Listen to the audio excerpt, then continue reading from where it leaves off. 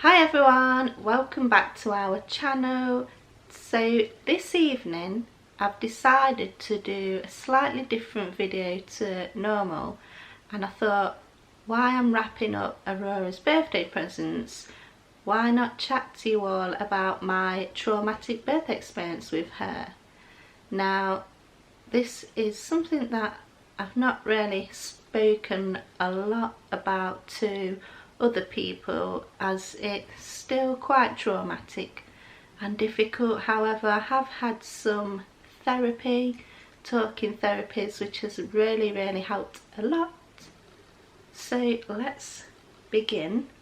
I'm going to wrap some of her presents at the same time, which I will show you, but I'm not going to show you them all. You'll have to come back for her birthday vlog to see what she got. So let's begin with the pregnancy. So everything was going really well. We went for the dating scan, which was around 13 weeks, and she was growing perfectly. Everything was looking the way it should, which was really great. At around, I'd say about 18 weeks, I started to get a little bit of hip pain, which I have had in the 2 previous pregnancies, so I knew what it was, and I was getting pelvic girdle pain again. So I self-referred to physio, and then we went for our 20-week scan, and again she was still growing beautifully. Everything was as it should be. I did discover that again I had a low-lying placenta, not placenta previa, as it wasn't covering my cervix, it was just really low down, and it was like 0.7 millimeters away from my cervix, which I wasn't too worried about, as I'd had it previously in pregnancy number 6 with Alfie. So yeah, I wasn't really worried at all about that, and they just said come back again at 28 weeks so we could do another scan just to see if the placenta had moved away. So I'm going to start wrapping now anyway instead of talking. So I've ordered quite a few items from the brand Little Dutch, as I thought they're really cute and the colours are beautiful, and I think these things that I've chosen Aurora will really like. So the first thing I've picked up is this stacking cup set. So I'm going to wrap that up right now. So yeah, went back at 28 weeks for another scan, and again it was still in the same position, my placenta, but again, as I say, I had it previously with Alfie, so I wasn't too worried about that. Obviously, if you do have that and you get any bleeding, etc., you just go straight in, because you're at higher risk of hemorrhaging because of the placenta being so low. So I just had to make sure that I didn't really do any heavy lifting or carrying. So again, they told me to come back again at 32 weeks, which I did, and again it was still in the same position, so it hadn't moved up at all, the placenta. Basically it means if your placenta doesn't move and it's low down, you're at high risk of like hemorrhaging if you was to give birth normally, like a normal vaginal delivery, and because the placenta is too low to the cervix where the baby needs to come out. So I think it needed to be like 20 millimeters away from the cervix in order to like have a normal vaginal delivery. If not, it would be like a cesarean section. So again, they told me to come back at around 35 weeks. think it was, just for another scan to see where the position of the placenta was. However, I think a couple of days before that, I started to get some regular contractions. So again, I rang the hospital up, we went in, they did a few like tests, because they can do all sorts, can't they, where they can find out if you're likely to go into labour within the next, not sure, well, within the next few days I think it was anyway.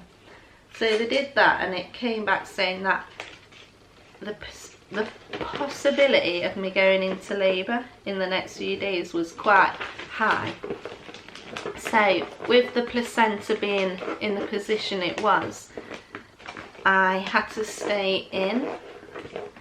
I also had to have 2 steroid injections, just because she was only 35 weeks, and that's still classed as like premature or preterm, whatever it is. So I had 2 of those, and they were really quite painful, but you know, it's one of those things that has to be done, isn't it? Just to give your baby the best chance.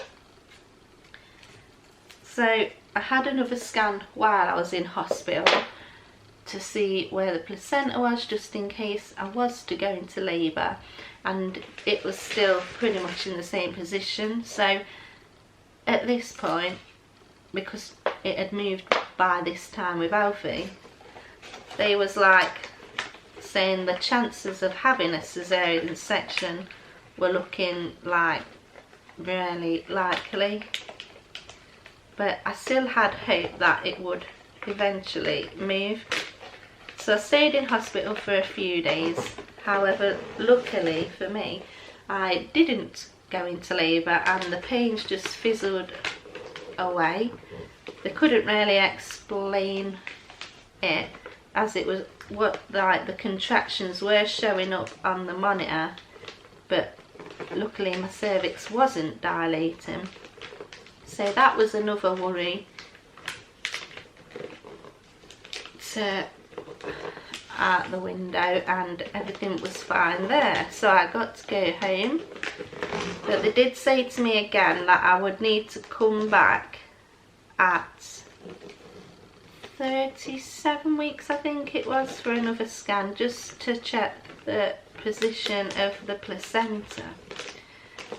So again, I went back at 37 weeks, and luckily for me, it had moved away enough for me to be able to have a normal vaginal delivery, which was music to my ears, as a caesarean for me is definitely one of my worst fears. I know there's plenty of ladies out there that have to have one for medical reasons or reasons beyond their control, but for me personally, after having 7 normal vaginal deliveries, I was absolutely terrified of the thought of having a caesarean, to the point where it was almost giving me panic attacks. So yeah, you can obviously believe my relief when they had told me that the placenta had moved up and away from the cervix, with plenty of room for me to be able to have him, have him. I'm thinking back to Alfie now again. Have her as a normal vaginal delivery. So that was really, really good news and put me at ease. However, due to me having quite severe pelvic girdle pain, and you know, I was on crutches, they was giving me different types of pain medication, and it wasn't really quite working at this point. So my induction was booked for 38 weeks on the 1st of March 2022. That's one present wrapped, and I obviously had to go for this princess paper because her name's Aurora and she's our little princess. What can we wrap up next? I've got to show you these first. So we took Aurora into Clark's the other day for her first pair of Clark shoes, and after having 2 boys last, it was a really nice change to be able to look at girls' shoes, because in my opinion in Clark's for the girls' shoes they are so much more cuter than the boys, and there's more options to choose from.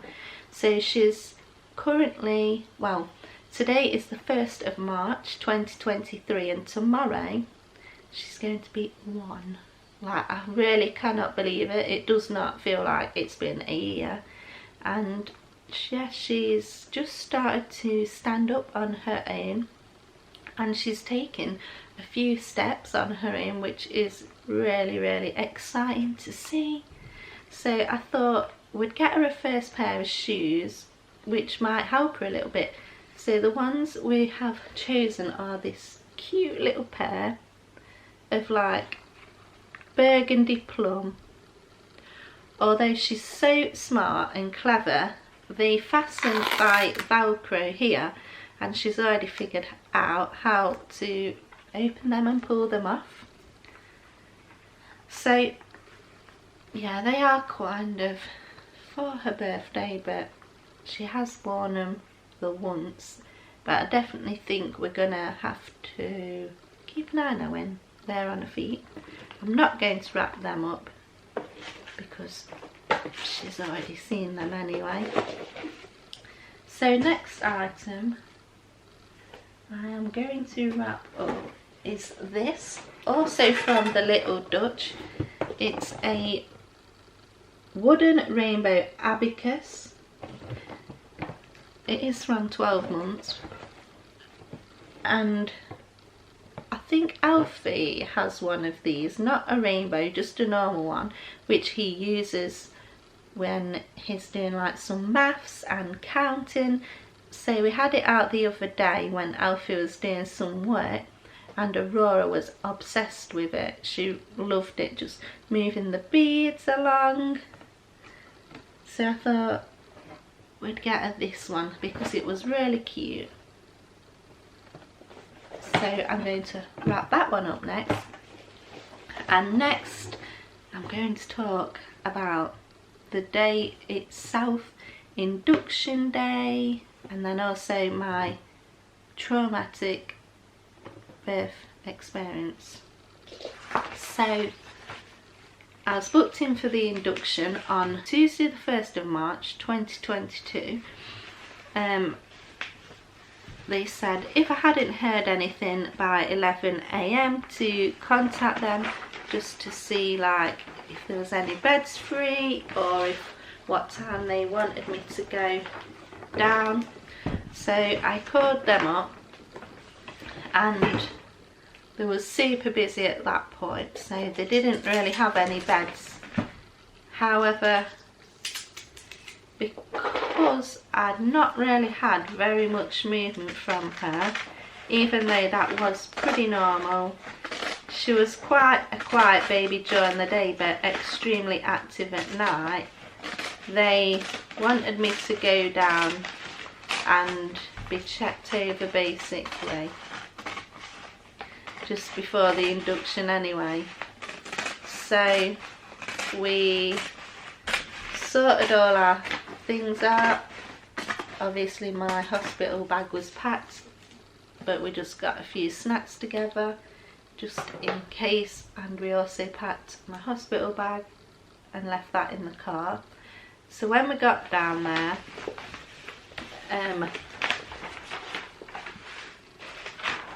yeah, she was a little bit quiet, but they wasn't too concerned as her heart rate as it should be, which was reassuring.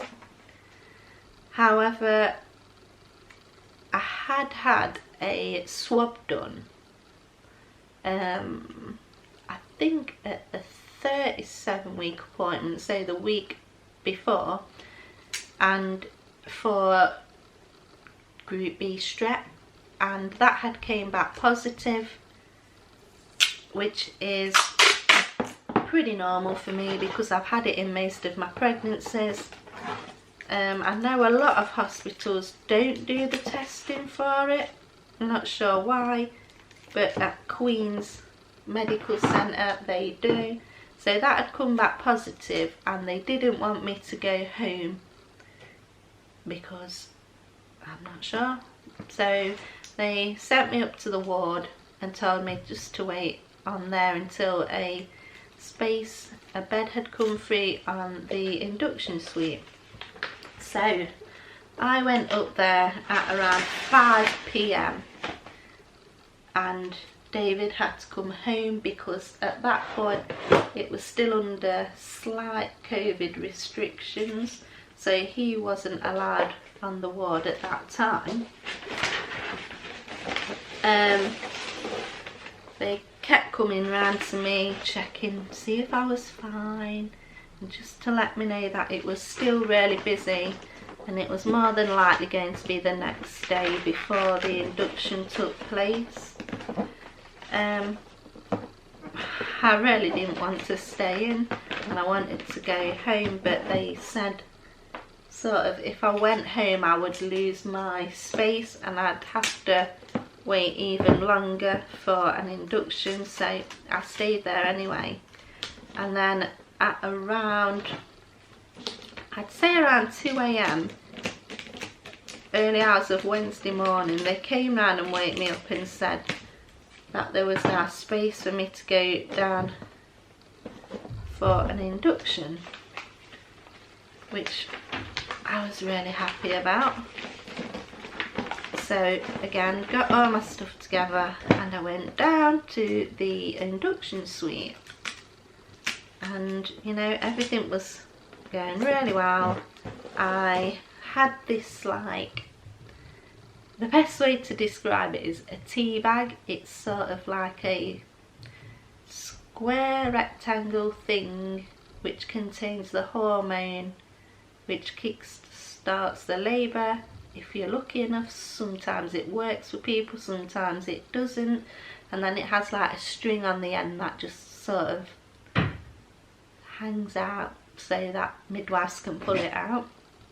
So that went in, and then they decided to move me around to the labour suite just because I am classed as high risk because of the parity, meaning how many children I've already had, and I have had quite a few quick labours, especially the more recent ones. So I just got moved around there, and pretty much immediately I started to feel the contractions kicking in, but they was bearable, and that's just one of the things that happens, obviously. So they just said, this was around probably 3:30, 4. They just told me to get some rest, which I did. And then at around 5, 5:30, David asked, do you want me to come in? Because the contractions were getting pretty strong at this point.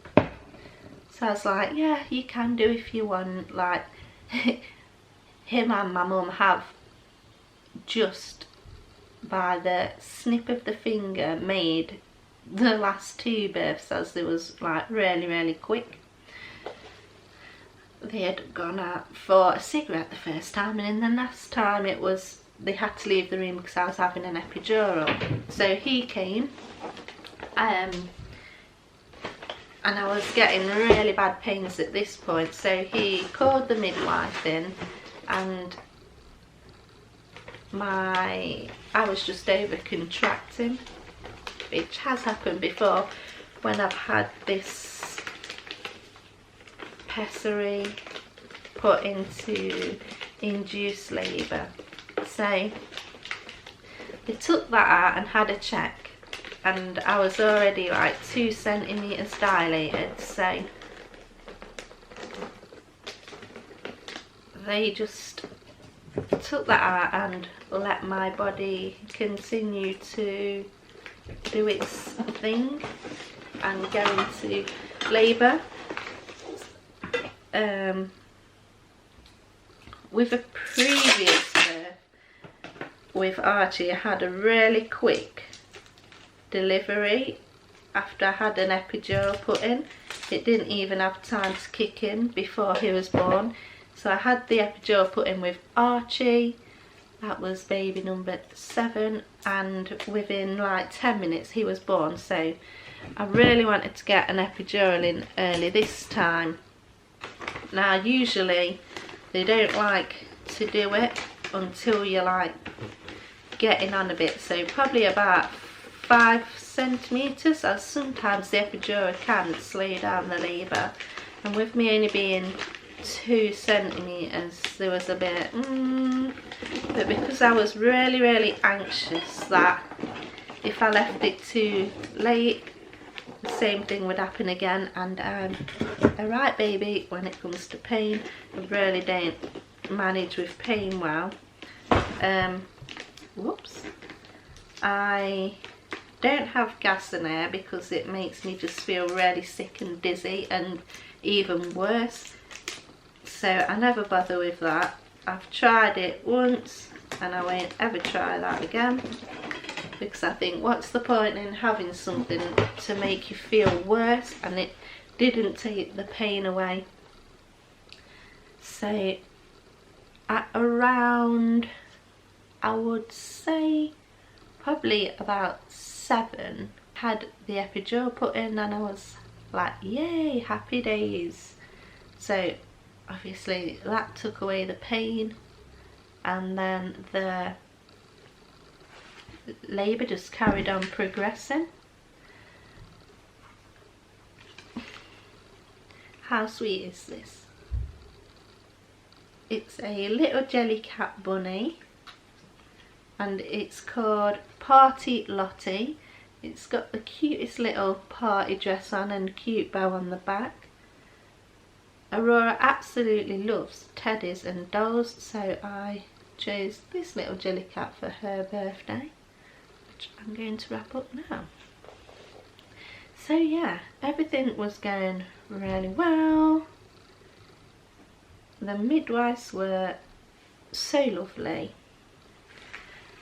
and then I got examined again, I think at 11 AM, and I was like 3 centimetres dilated, and they said that at this point they was going to break my waters to just like try and speed things up a little bit, because when I'd got examined previously before the epidural I was 2 centimetres, so I'd only dilated another centimetre in like a couple of hours, which, you know, everybody's different, everyone's bodies are different, everyone progresses differently, but for me that was pretty quite slow, considering I do have quite quick labours normally. So this was at around 11, and they said they was going to break my waters, so I asked to go to the toilet before they did that.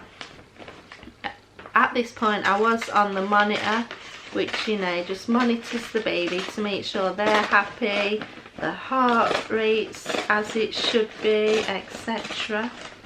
So I'd gone to the toilet for a little wee-wee, and I was just washing my hands when the midwife said to me, can you like just hurry up basically and get back onto the bed? And I was thinking, oh, that's a bit rude. Like at this point they hadn't said anything to us at all, so I just thought, oh, I'm only washing my hands. However, when I did get back on the bed a few moments later, they did say to us that anyone that's been through a difficult or traumatic birth would understand. It's an emotional time anyway if you have a like normal birth, never mind when things don't go as planned. So they said to us that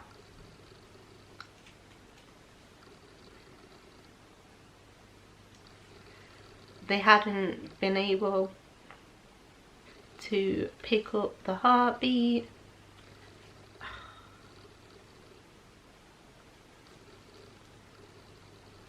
for the last 7 minutes.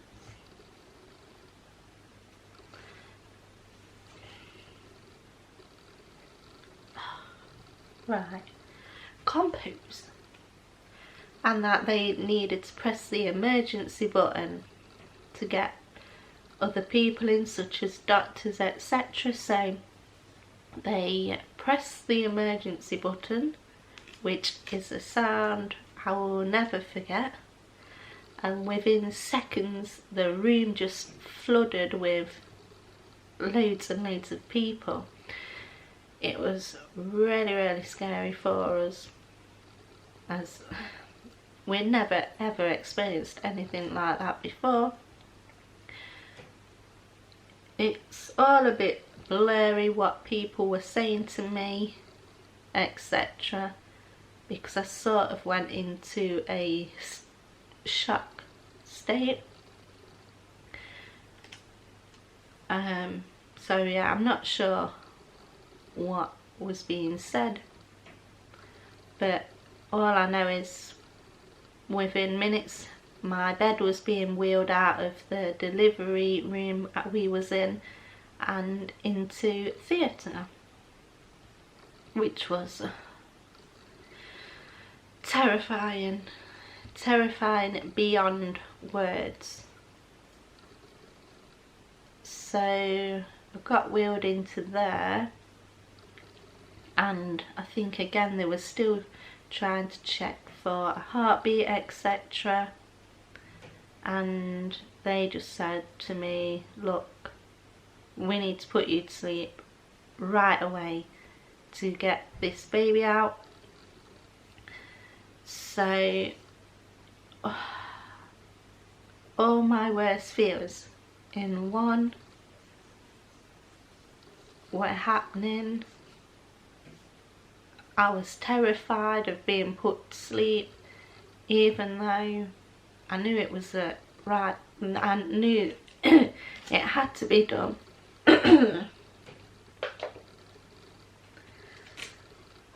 So at this point I had people coming in introducing themselves, which I don't even remember who they all were, but I know that one of them was a neonatal doctor. So she introduced herself and said, look, I'm such, I'm the neonatal doctor, and when your baby's born I need to take her straight away to the neonatal unit, which was very scary.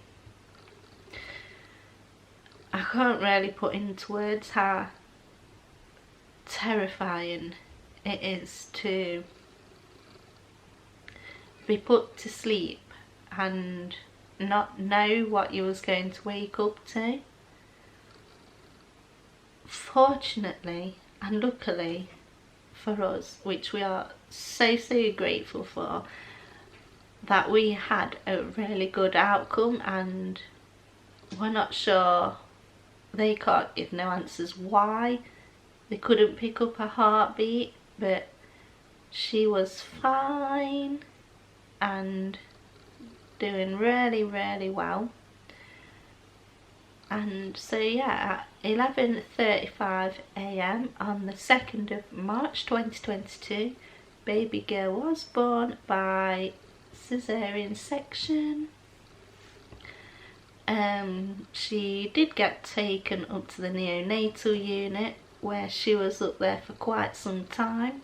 I came round from the anaesthetic because obviously I had to be put to sleep because it was classed as a category 1 emergency section, which is, I think, immediate threat to life of either the mother or the baby. So in our circumstances it was the baby, so I was just put to sleep. So I come round from my anaesthetic, and it did take me a while.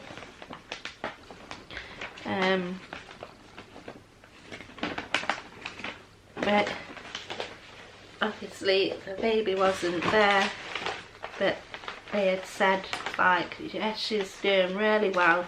She's just gone up to the neonatal unit just to be like checked over properly, because obviously with me having group B strep as well, the baby does need closely monitoring just to make sure that they don't get the infection.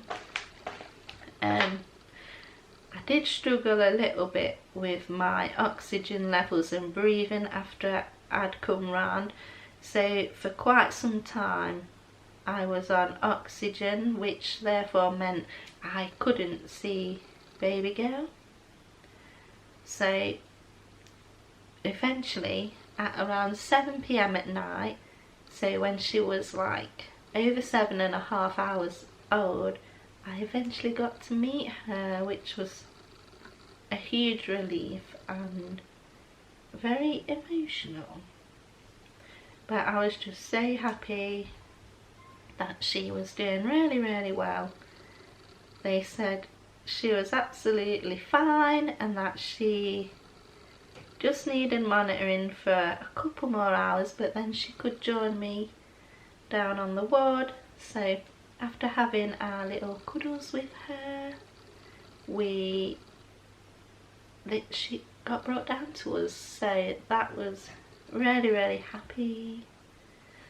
But yeah, so after having just 7 normal vaginal deliveries, to experience something like that was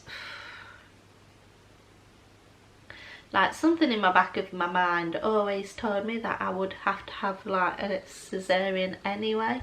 That was a traumatic birth story.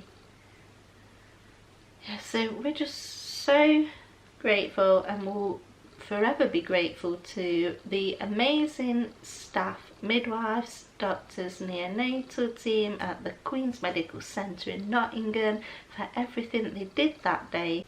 I'm going to carry on wrapping up now. I'm going to show you one more really cute item that I've also picked up for her birthday, and that's this cute little Rosa doll from Little Dutch. As I said before, she loves teddies and dolls, and I thought this is perfect for a 1-year-old. You get a little carry case, a hat up there, I've got a little bottle there, and also a dummy just down here. So she is going to love that. My mum has brought her something to go with this also, so you'll have to come back and watch her birthday vlog if you want to see what else we have brought her. So thank you so much for watching. I hope I've not triggered anything off for anyone, as I know sometimes videos like this can be quite triggering for people, especially if you've gone through a similar experience. But if you have enjoyed listening to me waffling on about my birth, then please do give us a big thumbs up. Please consider subscribing if you haven't already done so, as it really helps our channel to grow. And we will see you in the next video, which will be baby girl's first birthday vlog. Bye!